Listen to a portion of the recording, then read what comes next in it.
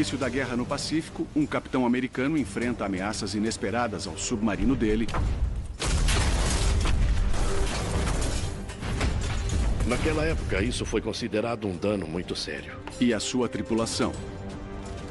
Acho que eles tinham pouquíssimas informações sobre os japoneses e os navios piquete radar. Fogo! Quando eles zarparam para impedir a expansão japonesa no Pacífico. Na Segunda Guerra Mundial, uma arma submarina permite que guerreiros batalhem sob as ondas.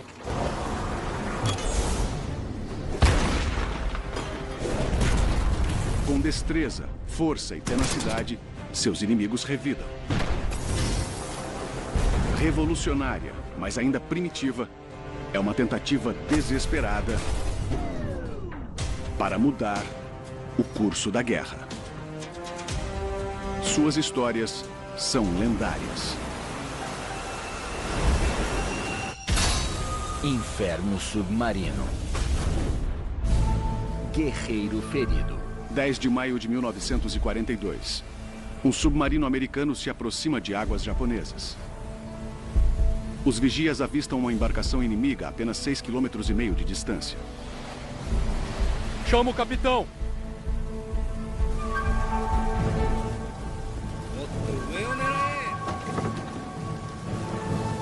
É a primeira patrulha de guerra do USS Silverside e do capitão-tenente Creed Burlingame. Com 37 anos, o Burlingame fazia parte da nova geração de capitães da Marinha. Ele era um aventureiro. Foi assim que a revista Time passou a chamá-lo depois dos anos 40. Como muitos dos capitães daquela época, ele não tinha experiência em combate no início da guerra. Mas ele compensou isso com um desejo de vingança contra os japoneses pelo ataque em Pearl Harbor. Burlingame decide que o navio pequeno não vale um torpedo caro. Em posição de batalha, superfície. Ele espera que a arma no convés do Silverside faça o serviço. A jovem tripulação de 70 homens se esforça para chegar em suas posições de batalha pela primeira vez. Preparem a arma do convés. Nivelar! O canhão calibre 50 de 3 polegadas pode disparar projéteis perfurantes de 11 quilos a até 3 rajadas por minuto a uma distância de 13,7 quilômetros. Naquele dia, o clima estava terrível. Céu cinza, mar revolto, e os homens da artilharia corriam pelo convés e lutavam para conseguir ficar em pé. Burlingame ordena o ataque. Fogo! Fogo!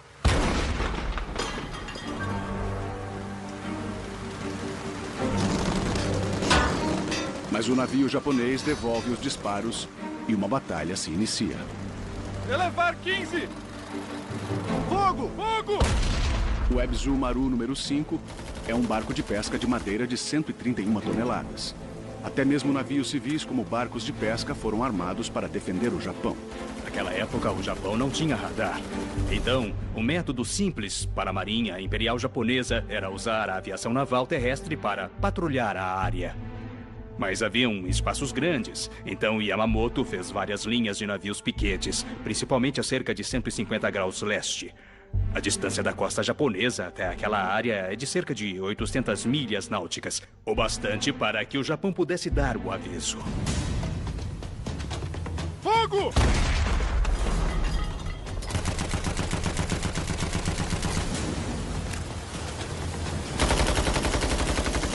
Balas de metralhadoras japonesas passam zunindo pelos marinheiros e ricocheteiam na torre de comando. Eles estão armados com as metralhadoras e 2 ou 3 chamadas bombas de profundidade. E claro que também havia ali o rádio. Eu não sei se o Silverside tinha consciência de qual era a missão do navio. Burlingame subestimou o inimigo. Nesse momento, todos os homens estavam se mexendo. Não apenas a artilharia trabalhava lá em cima, mas a tripulação da parte de baixo também começou a abrir caixas de munição e a passar de mão em mão para que os projéteis chegassem na parte de cima do submarino e pudessem ser carregados na metralhadora. Fogo! Elevar! Conforme o tiroteio ia se desenvolvendo, os disparos da tripulação iam ficando mais precisos e começaram a perfurar a traineira japonesa, que acabou irrompendo em chamas. Ao invés de fugir, os japoneses viraram e começaram a atacar os Silversides. O Ebisu Maru continua a disparar sua metralhadora contra o submarino. Então a tripulação no convés teve que se proteger. As balas começaram a passar zunindo. Fogo! Uma dessas balas atingiu um dos homens no capacete como se fosse uma marreta, e na hora ele caiu nocauteado.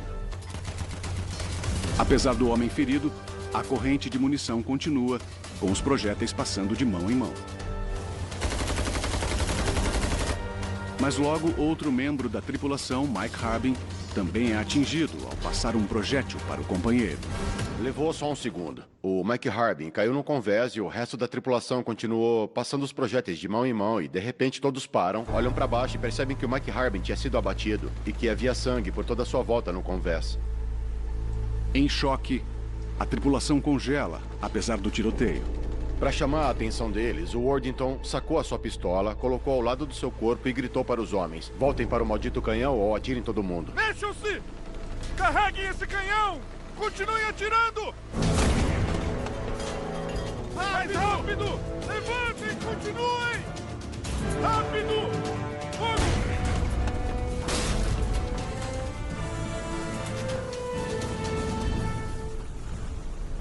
Finalmente, totalmente em chamas, o navio piquete para de atirar. Burlingame cessa o ataque e espera que o navio afunde, mas isso não acontece. Na primeira batalha da primeira patrulha, um membro da tripulação foi morto. Foi uma coisa que assombrou o Burlingame. O Ebizumaru não valia o preço de um torpedo, mas no fim das contas custou muito mais.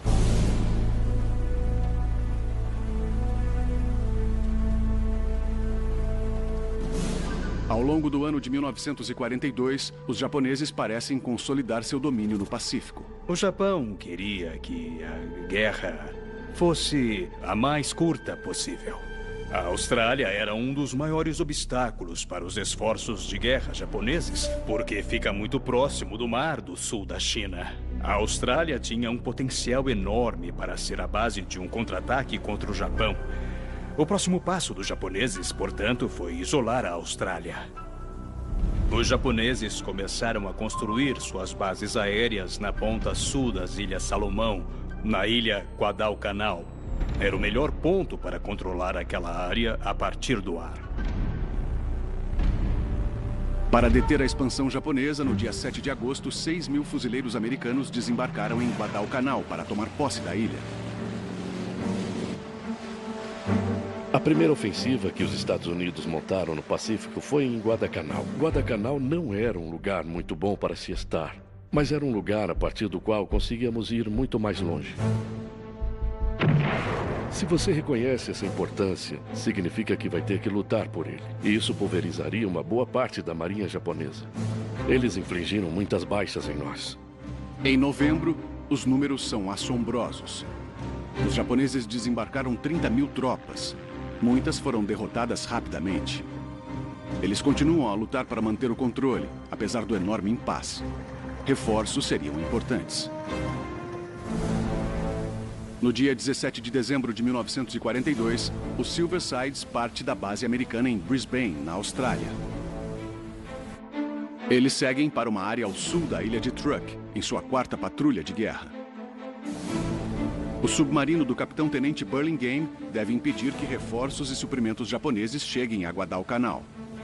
O Burlingame e a tripulação dele atravessaram um longo caminho desde a primeira patrulha. Eles deixaram de ser um grupo jovem e inexperiente de marinheiros para se tornarem veteranos experientes e sobreviveram a ataques de bombas de profundidade, bombas aéreas, perderam um membro da tripulação e tudo isso os deixou muito unidos.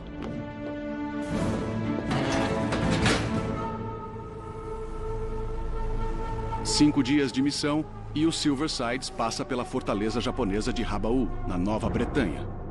Como o objetivo era cortar as comunicações entre a Austrália e os Estados Unidos, assim como também era garantir a segurança do Mar do Sul da China, no começo da guerra, Yamamoto havia mandado uma esquadra para tomar a cidade de Rabaul. Enquanto o Silversides entra cada vez mais em território inimigo, o farmacêutico Tom Moore, de 22 anos, está acordado desde as 4 da manhã. Muitos marinheiros estão sofrendo com náuseas desde que deixaram Brisbane. As funções do cargo de farmacêutico eram muito parecidas com o que ainda é hoje. Na Primeira Guerra, eles eram treinados em primeiros socorros, podiam fazer suturas, tratar resfriados, doenças menos graves, todas as coisas desse tipo. Mas um paciente é diferente. George Platter, terceiro sargento de 18 anos, reclama de dor forte no abdômen.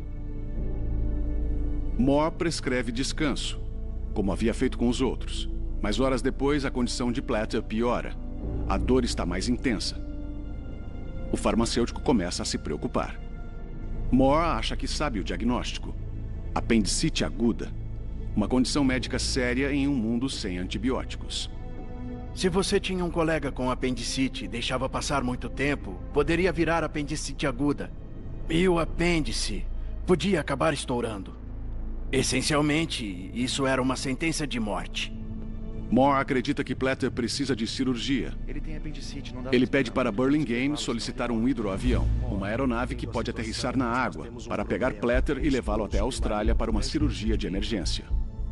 Burlingame deve decidir se vai expor o submarino e sua tripulação para tirar o paciente ou se vai arriscar perder mais um marinheiro sob seu comando. Mas ele sabe que a solicitação do hidroavião poderia alertar os japoneses da presença deles. Burlingame decide não fazer a solicitação. Às 9 da noite, a condição de Platter está crítica. O farmacêutico Tom Moore acredita que Platter vai morrer. Senhor, é o Platter. A situação dele não está boa. Moore e Burlingame debatem a questão. O apêndice dele... Para George Platter sobreviver, ele precisa ter o apêndice removido a bordo de um submarino em águas inimigas sem um cirurgião. É muito arriscado. Você já fez alguma Mesmo com cirurgiões habilidosos, isso era considerado um procedimento complexo, porque não havia antibióticos à disposição. Era possível morrer mesmo sendo operado por um cirurgião experiente. E Moore nunca havia realizado uma cirurgia. Fazer isso sem um treinamento viola todos os padrões profissionais e as ordens oficiais da Marinha. Faça o que tem que ser feito. Sim, senhor. Realizar a operação poderia levar Moore à corte marcial. Mas Platter poderia morrer se ele não fizesse. Moore deve pesar as possibilidades e tomar a decisão. Dezembro de 1942. Um membro da tripulação do submarino americano USS Silverside está com um apendicite e pode não sobreviver se não for retirado do submarino. Sem um cirurgião a bordo, o oficial farmacêutico corre o risco de ir para a corte marcial se realizar a operação. Apesar de todos os riscos, Tom Moore decide realizar a cirurgia. Eles preparam o submarino para transformá-lo em uma sala de cirurgia. Quase nada era esterilizado em um submarino da Segunda Guerra Mundial. Esses caras respiravam fumaça de diesel o tempo todo. A água não era das melhores e o ambiente era confinado. Burlingame ordena que o Silverside mergulhe a cerca de 80 quilômetros de distância de Rabaul, uma base naval japonesa importante. Deslizando por baixo da água escura, eles estabilizam a uma profundidade de 30 metros. O submarino fica vulnerável a navios inimigos e à vigilância aérea. Já é estressante ficar em patrulha ativa, e muito mais a bordo de uma sala de operações flutuante. O capitão do Silverside, tenente-comandante Creed Burlingame, apoia o Tom Moore de todas as maneiras. Ele fala pro Moore: eu vou descer o submarino uns 35 metros. Então ele vai ficar estável, não vai ficar balançando nem guinando, e assim você vai ter uma plataforma firme. Moore vai realizar a cirurgia com seus assistentes. Um operador de rádio, um sinaleiro, um oficial de artilharia e Roy Davenport, o segundo no comando. Eles se espremem na cabine apertada. Uma mesa de jantar estreita e retangular presa ao chão para não se mover nos mares revoltos é a mesa de cirurgia.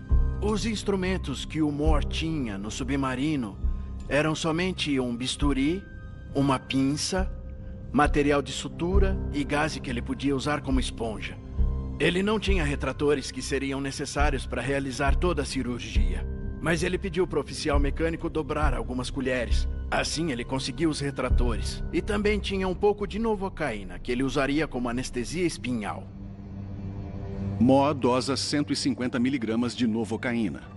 Ele sabia o procedimento espinhal porque já tinha sido assistente muitas vezes antes. Com a ajuda de uma das pessoas da equipe dele, ele virou o paciente de lado. E eles encontraram o lugar onde a agulha devia entrar. Com muito cuidado, ele tirou o fluido com uma seringa para garantir que estava limpo e que não havia pego nenhum vaso sanguíneo. Porque se ele injetasse novocaína em um vaso sanguíneo, ele poderia matar o paciente. O fluido estava limpo, ele misturou um pouco de novocaína na seringa e injetou. Depois disso, em cerca de 1 minuto, o paciente iria ficar inconsciente e ele poderia começar a trabalhar. Bisturi? O Moore estimou que a anestesia duraria no máximo 1h30. Ele acreditou que seria tempo bastante para concluir a cirurgia. Ele encontrou o apêndice com rapidez, mas estava colado ao seco, o que não era um bom sinal. O apêndice está junto ao intestino de Platter. Devagar e com cuidado, Moore libera o apêndice. E ele tinha que ter muita consciência para não furar o apêndice, que estava cheio de pus e materiais de infecção. A cirurgia de 30 minutos parece ter sido um sucesso. O restante da tripulação fica aliviada. Abaixo da profundidade de periscópio, a única maneira de monitorar o tráfego vindo da base japonesa em Rabaul é através de hidrofones, ouvindo as ameaças.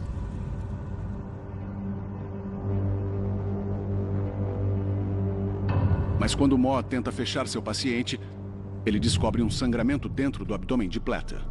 Ele achou que se houvesse um sangramento, estaria dentro do paciente. E como não encontrou, ele ficou preocupado em fazer a sutura e aquele sangramento continuar. Então ele morreria de hemorragia interna. Moore vai girando os intestinos de Platter vagarosamente, procurando pela origem do sangue. Mas não encontra nada. 10 minutos se passam. E 30. E finalmente 1 hora.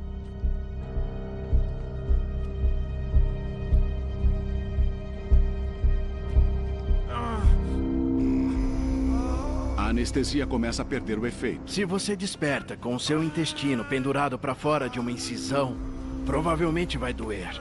E o Platter começou a gemer.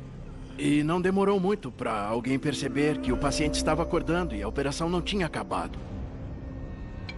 Moore instrui Davenport, o segundo no comando do Silverside, a abrir um pouco de éter para sedar Platter. Éter é uma substância muito volátil. Ele tendia a se acomodar pelo chão mesmo em uma sala de cirurgia. Mas é muito volátil e muito explosivo.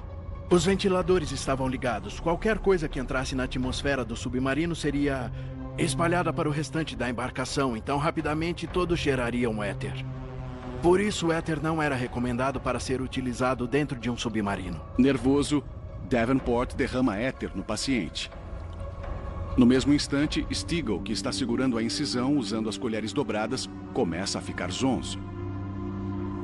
Davenport derramava o éter na máscara e ele não entendia, e você também não entenderia se não fosse treinado, que tem que ser derramado em um certo ritmo, em um ritmo bem devagar. Se você derrama de uma vez, tá dando muito éter para o paciente. Os assistentes amadores de Moore agora aumentam as ameaças que o paciente enfrenta.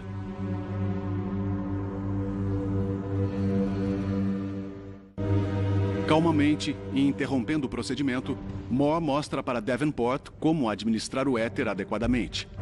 Com a dose correta, Stigall também se sente melhor. Moore volta para a cirurgia. Durante 2h30, Moore procura pela origem do sangramento e percebe que não pode fazer mais nada. Moore começa a suturar, sabendo que a origem indefinida do sangramento pode custar a vida do paciente. Conforme ele fechava, e ele fazia isso protestando consigo mesmo, porque ele sabia que alguma coisa estava muito errada, ele não sabia a origem do sangramento. Mas quando fechava, ele viu o sangramento bem ali na frente dele. Percebeu que um grampo tinha escorregado e dava para consertar aquilo, era fácil. E ele consertou em segundos. O sangramento foi estancado e ele respirou aliviado, por não ter deixado o paciente com hemorragia.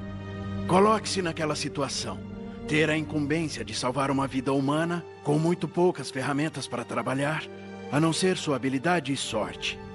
Os esforços do Tom Moore naquele dia em particular foram heróicos. Sem dúvida alguma. A única palavra que eu usaria para descrever o que ele fez é heroísmo. Quase 4 horas depois que submergiu o submarino para a cirurgia, Burlingame ordena que o Silversides vá para a superfície. Eles precisam recarregar as baterias.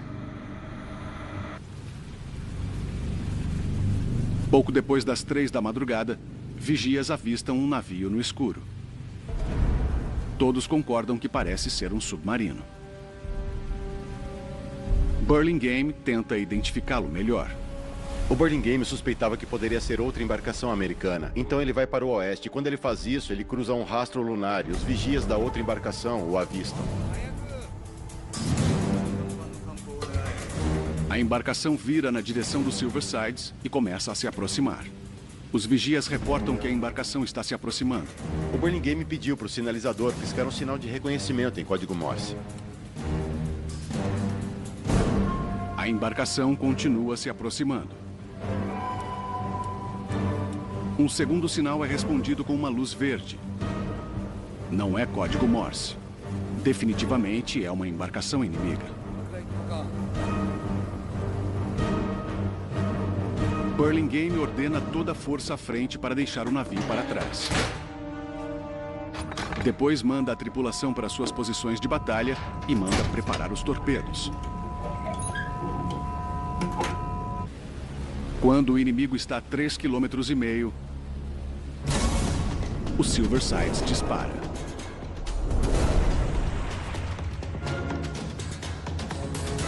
O primeiro torpedo explode prematuramente a 2 km do Silversides. O segundo torpedo erra o alvo. O inimigo continua se aproximando do submarino.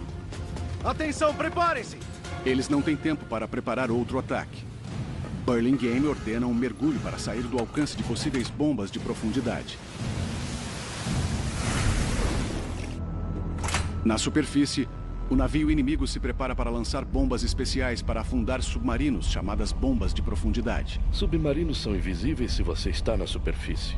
Então, se você quer atacar um submarino, tem que haver um jeito de se aproximar dele, mesmo não sabendo exatamente onde ele está. Durante a Primeira Guerra, os britânicos descobriram que se você explode alguma coisa próxima de um submarino, isso vai afundá-lo. A água vai agir como um martelo e depois vai afundá-lo. Eles inventaram as bombas de profundidade. Uma bomba de profundidade é uma espécie de explosivo. É configurada para explodir quando atinge uma certa profundidade. Os marinheiros ouvem o clique inconfundível dos botões de detonação da bomba de profundidade. Alguns dos homens descreveram isso como 2 pedras, batendo uma na outra. E naquele momento, todos no submarino estavam se segurando e aguardando a detonação da bomba, temendo pela própria vida.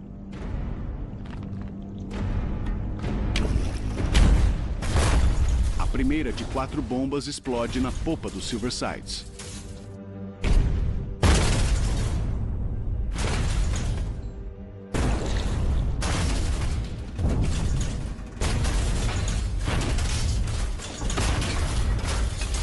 Você supõe a profundidade do submarino lançando várias bombas de profundidade. Você tem que fazer isso seguindo um padrão, porque mesmo se sua posição estiver errada, você pode atingir o submarino ou até causar danos enormes. O inimigo lança um segundo bombardeio. Estão vindo! Preparem-se!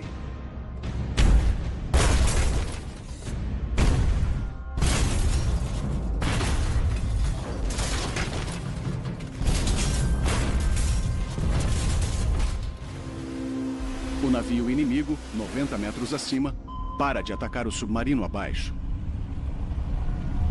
Eles usam o sonar para localizar o submarino.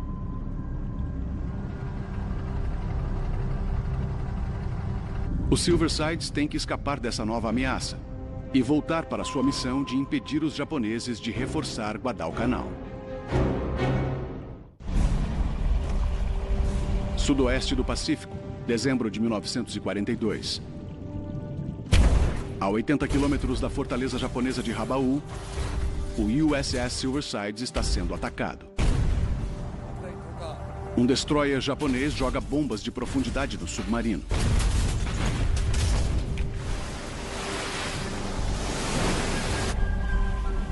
O navio para na superfície e faz uma busca de sonar pelo submarino.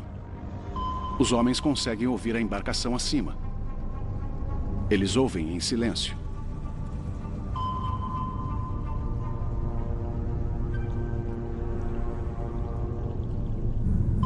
As operações anti-submarino japonesas, tanto em relação a equipamentos quanto a táticas, eram muito pueris.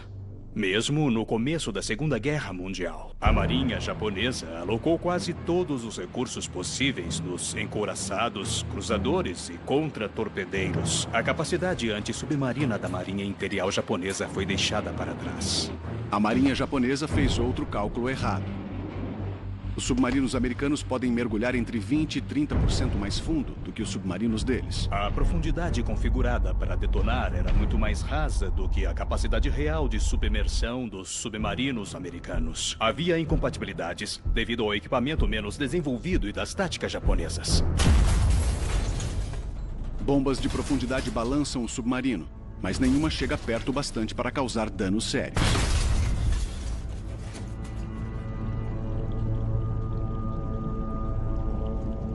Quando a manhã chega, Burlingame sobe até a profundidade de periscópio.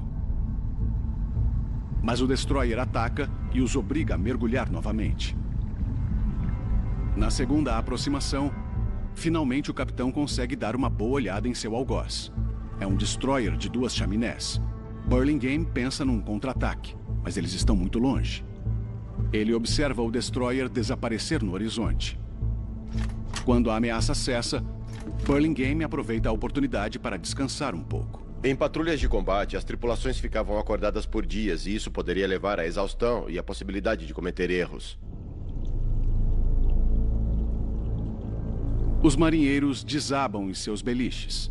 Alguns estavam em serviço há 30 horas. Mas eles não dormem por muito tempo. Uma varredura pelo periscópio pouco antes das 9 da manhã revela um avião japonês. Abaixar periscópio. Chamem o capitão. Antes que o Silversides possa mergulhar, o avião lança 3 bombas de profundidade. Burlingame é violentamente arremessado para fora do seu beliche. Caiu vidro em cima do Burlingame e nas salas de torpedos os marinheiros se cortavam com o vidro que voava e outros eram arremessados para fora dos beliches. Todos os homens ficaram em alerta. Mais tarde, o Burlingame descreveu isso como se parecesse que a torre de comando estivesse sendo arrancada do casco. A explosão foi tão forte que parecia até que os rebites começaram a estourar. Na cabine, o tripulante que estava se recuperando da cirurgia foi até levado ao convés. Burlingame e sua tripulação seguem para as estações de batalha. Worthington assume como oficial de submersão e força o submarino ao mergulho íngreme, enquanto eles esperam pela próxima rodada de ataques.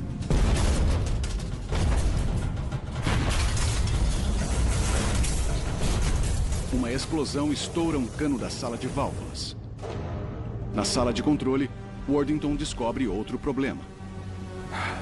Os lemes da proa travaram. Levanta, preciso de ajuda. 2 conjuntos de lemes, um na popa e outro na proa, controlam o submarino, movendo-o para cima e para baixo. Os lemes da proa travaram com o submarino mergulhando. O problema com os lemes da proa é que se você continua seguindo em frente e os lemes estão travados para baixo, você vai continuar descendo. Você pode tentar controlar os lemes manualmente, e tem os timões que permitem esse ajuste. Apesar dos timões não serem muito utilizados, é um trabalho fisicamente muito difícil. Worthington e sua tripulação lutam para estabilizar os lemes da proa manualmente. Assuma. Submarinos são projetados para operar até uma certa profundidade, porque a estrutura só aguenta uma determinada pressão da água. O que acontece é que você tem uma profundidade permitida, e abaixo disso tem uma profundidade de esmagamento ou profundidade de colapso. Se você descer abaixo da profundidade de colapso, você vai fazer jus ao nome, sabe? E acontece isso. Eles precisam recuperar o controle do submarino antes que seja tarde demais.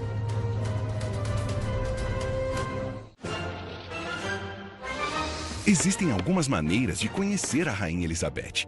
Você pode compor músicas de sucesso, aprender a tocar múltiplos instrumentos, formar uma banda reconhecida nacionalmente, formar uma banda reconhecida mundialmente, ganhar mais de 10 Grammys, ir morar no Reino Unido, contribuir para a economia, desenvolvimento e vida pública da Inglaterra, prestar um serviço considerado excepcional pelo Comitê do Palácio de Buckingham, ser nomeado Cavaleiro da Ordem Real da Rainha e, finalmente, conhecer a Rainha. Ou você pode se encontrar com ela no Especial God Save the Queen. Estreia sábado, 9 horas da noite.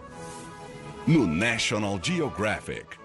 Apresentamos nós, o pessoal que trabalha no Booking.com, o maior site de acomodações do mundo. A gente também usa mapas, se joga, faz maluquice, se molha, cansa e sente muita fome. Igualzinho a você. E aí, como podemos te ajudar?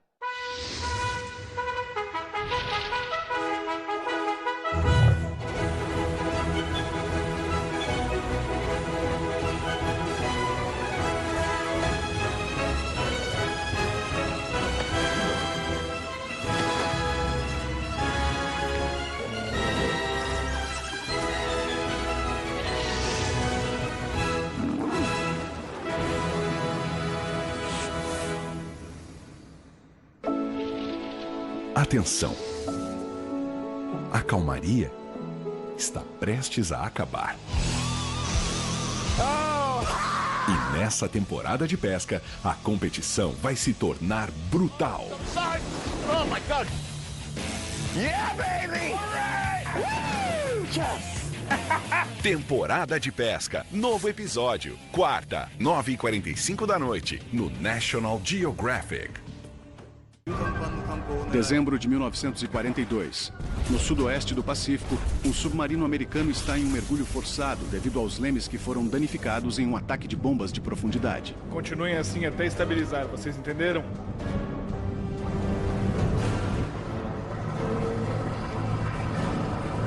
São necessários 15 minutos para controlar os lemes de proa manualmente. O submarino estabiliza muito próximo da profundidade de esmagamento. Para piorar as coisas, o destroyer japonês volta e faz mais um ataque. Eles lançam mais uma rodada de bombas de profundidade.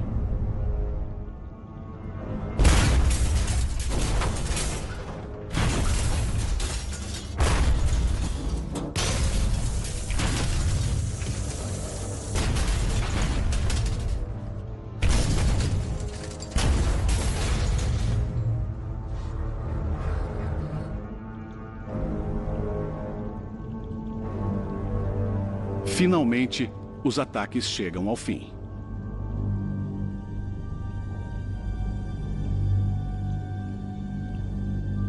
O Burlingame estava muito nervoso nesse momento. Em vez de enfrentar outro ataque, ele prefere ficar submerso até escurecer. Depois, no relatório de patrulha, ele disse que foi o dia mais desagradável que já passou na vida. Ele deu crédito ao paciente, dizendo, convalescido em meio a um ataque de torpedos, 2 ataques de bombas de profundidade, 2 mergulhos de esmagamento e um bombardeio aéreo, que arremessou Platter para fora do beliche. Incrivelmente, George Platter volta ao serviço 6 dias após a cirurgia.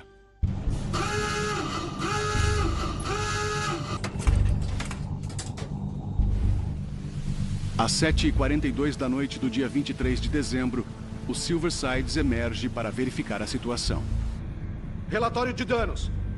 O Silversides teve danos que pareciam bem impressionantes no começo.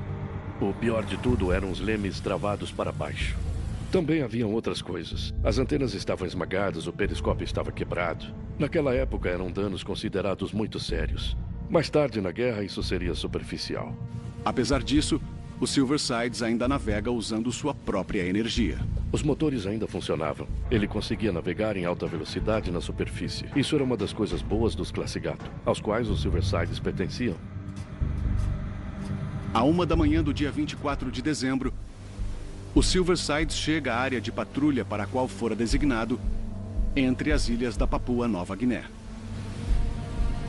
Eles devem patrulhar a costa de Truk para impedir o movimento das tropas japonesas e de suprimentos que seguiam para Guadalcanal. Em vez disso, eles usam a escuridão para fazer reparos. Capitão, acho que já temos isso sob controle. Os submarinos americanos eram muito robustos. Eles conseguiam sofrer um ataque pesado e voltar intactos. Começando no dia de Natal e pelas próximas 3 semanas, Burlingame e a tripulação observam secretamente.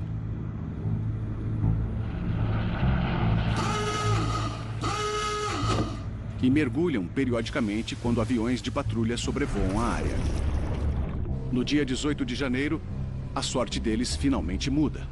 quando o Silversides patrulha a 90 milhas náuticas a sudoeste de Truk. Estou vendo um petroleiro. Os vigias avistam um petroleiro enorme. Chamem o capitão aqui em cima. Petroleiros são importantes porque o petróleo é importante. O mundo é movido a petróleo. Era movido a petróleo na Segunda Guerra e ainda hoje é assim. Se você cortar o suprimento de petróleo, acabou. No caso dos japoneses, os petroleiros eram mais importantes ainda, porque o Japão não produzia petróleo. Então o óleo tinha que vir de algum outro lugar. O petroleiro segue uma rota em zigue-zague, com um navio de escolta. Burlingame inicia uma aproximação submersa, perto das 2h20 da madrugada. Preparar torpedos. Às 2h25, o Silversides está em posição. Os 4 tubos estão carregados, prontos para disparar. Fogo!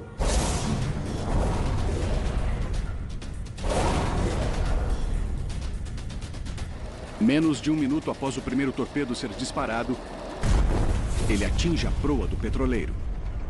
Uma coluna enorme de água, branca à luz da lua, escurece a proa do navio. O segundo e o terceiro torpedos atingem o meio do navio. O petroleiro está em chamas.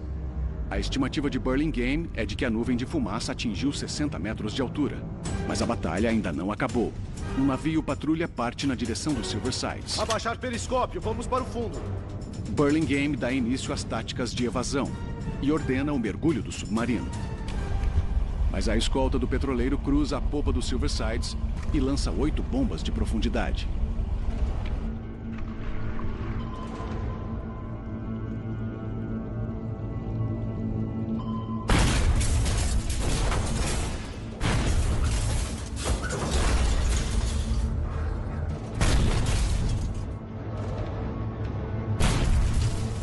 As explosões quebram medidores e estouram uma vedação.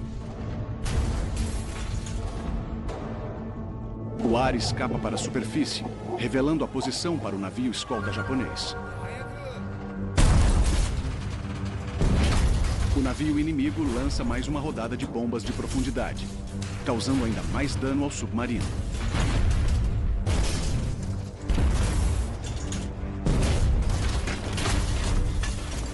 Após 10 minutos, os ataques ficam mais distantes. Às 7 da manhã, o navio inimigo reverte o curso e se afasta.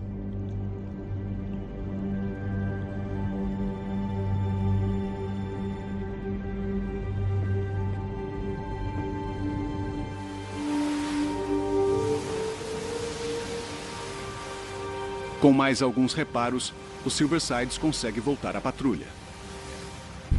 2 dias depois, e a 460 quilômetros de Truk, o Silverside se aproxima do fim da sua patrulha quando avista fumaça no horizonte. Capitão, 5 graus. Burlingame se aproxima, até identificar 4 cargueiros. As condições estão muito claras para um ataque à luz do dia. Durante 6 horas, o submarino persegue o comboio. Ao anoitecer, eles saberiam o plano de zigue-zague, a velocidade e o trajeto. Às 6h18 da noite, eles fazem uma aproximação submersa e todos os 6 tubos de torpedos estão prontos. De repente, o comboio mudou de direção e se eles disparassem naquela hora, não haveria garantias de que o torpedo atingiria o alvo. Um dos navios escolta vai direto na direção do submarino. Ele está na nossa direção. Mas uma configuração incomum se desenvolveu. Todos os navios ficaram em uma formação sobreposta. Então, se o Burlingame ia disparar, essa era a hora. Vamos acabar com esse cardume. Fogo! Fogo! Eles lançam 6 torpedos nos navios. Ao mesmo tempo, o navio patrulha se aproxima do submarino. Tripulação, preparar mergulho. Burlingame abaixa o periscópio e ordena a submersão do submarino. Pouco antes de mergulhar, a tripulação ouviu o som de 5 torpedos atingindo o alvo, seguido pelo som dos navios se partindo.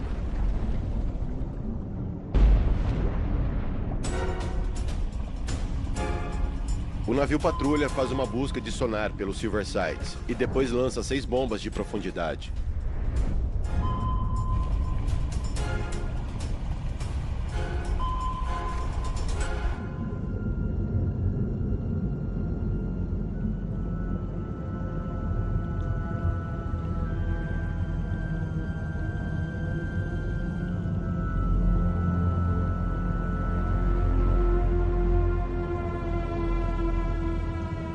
Mas o que a tripulação não sabe é que existe uma ameaça maior a bordo do submarino.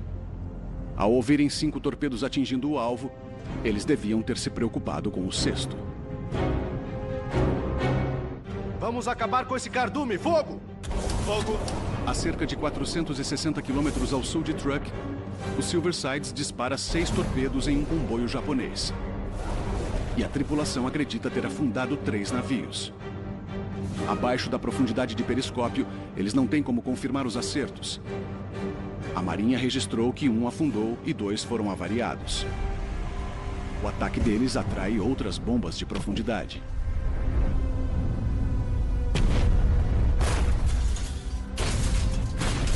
E isso causa outro problema com o vazamento de ar. O Silver Sides sobreviveu, mas teve um custo. O Silver Sides ficou tão cheio de problemas elétricos e mecânicos devido a todos os ataques que sofreu, que isso começou a virar uma deficiência. A principal vantagem tática de um submarino é a habilidade de se esconder. E se bolhas de ar começam a entregar a sua localização, então ele perde essa vantagem tática. A tripulação precisa encontrar uma solução. Na noite seguinte, o Burlingame enviou um mergulhador para investigar o vazamento de ar. E ele descobriu que 5 torpedos saíram dos tubos, mas o 6º torpedo ficou preso na proa. Era uma bomba relógio. Burlingame tem um sério problema. Ele precisa ejetar o torpedo sem explodir. Se algo dá errado na hora de disparar um torpedo, por exemplo, se ele fica preso no tubo, a grande preocupação é que qualquer coisa que você faça pode dispará-lo. É o suficiente para explodir a frente do submarino e te afundar. O plano é incomum, mas pode ser a única esperança. Burlingame simplesmente vai disparar o torpedo para fora do tubo de novo, enquanto se afasta dele simultaneamente em alta velocidade. Existe o risco do torpedo detonar, mas é a melhor aposta deles para se livrarem da ogiva defeituosa. Por todo o Silver Sides, os homens ficavam quietos, pálidos e ansiosos para ver se o plano funcionaria ou não. Toda a força para trás! O submarino balança quando os motores a diesel revertem em velocidade máxima.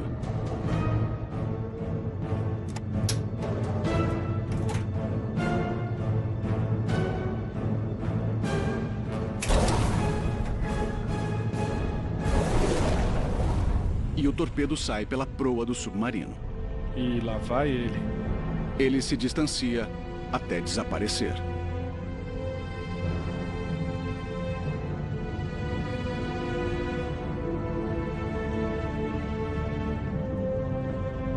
Com os problemas mecânicos contínuos, Burlingame decide sair da área de patrulha 2 dias antes do programado.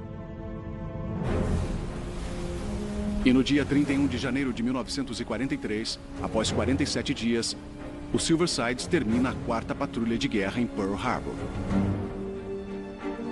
O Silver Sides chegou muito perto do inimigo e pagou o preço. Mas apesar dos desastres, o Silver Sides e a tripulação dele resistiram. No relatório, eles listaram o que havia dado de errado, entre outras coisas. Então, depois de voltarem para casa, os construtores de submarinos vão saber com que se preocupar. É o melhor teste que se pode conseguir. Um dos principais trabalhos de um relatório de patrulha é descrever tudo o que deu errado. Você não fala o que deu certo, assim pode consertar tudo. De volta em terra firme, o Dr. Hart, oficial médico, ataca a decisão de Tom Moore de realizar uma cirurgia de apêndice amadora no mar e o ameaça com a corte marcial. Burlingame intervém em nome do oficial farmacêutico e o almirante Chester Nimitz vaza a história para a imprensa. Todas as ameaças contra Thomas Moore cessam. Uma análise pós-guerra revela que o USS Silver Sides afundou 3 navios inimigos. Também descobriu que os navios estavam carregados de reforços japoneses. As forças americanas continuaram a consolidar a posse de Guadalcanal. Em fevereiro, a ilha fica completamente em mãos americanas. A luta é vencida por forças terrestres, mas submarinos como o Silver Sides interromperam a navegação e a chegada de reforços, tornando muito difícil para os japoneses contra-atacarem. Existe um tipo de golpe na luta de boxe de 13 rounds. Quando perguntam, será que existe algum impacto visível, a resposta é não. Mas o acúmulo dos ganhos pelos submarinos americanos se tornaram um golpe de boxe na postura defensiva japonesa nas Ilhas Salomão, começando por Guadalcanal. O ano de 1942 foi uma grande curva de aprendizado para esses capitães americanos. E em 1943, com a lição aprendida, eles começaram a acertar o passo. Após uma revisão completa, Burlingame e USS Silverside são enviados novamente para a patrulha. O que estamos vendo é um submarino que foi danificado, mas os danos não foram fatais. Como Silverside sofreu vários ataques, isso passa a lição para toda a tripulação e para o capitão de que é possível sobreviver mesmo quando te encontram. Comandantes como Creed e Burlingame estabeleceram um exemplo agressivo para os capitães que iriam segui-los no segundo ano completo da guerra. O Silverside completou 14 patrulhas e sobreviveu à guerra. Hoje ele descansa em Muskegon, no Michigan, como um museu. Um testemunho contínuo de uma história extraordinária. Versão brasileira.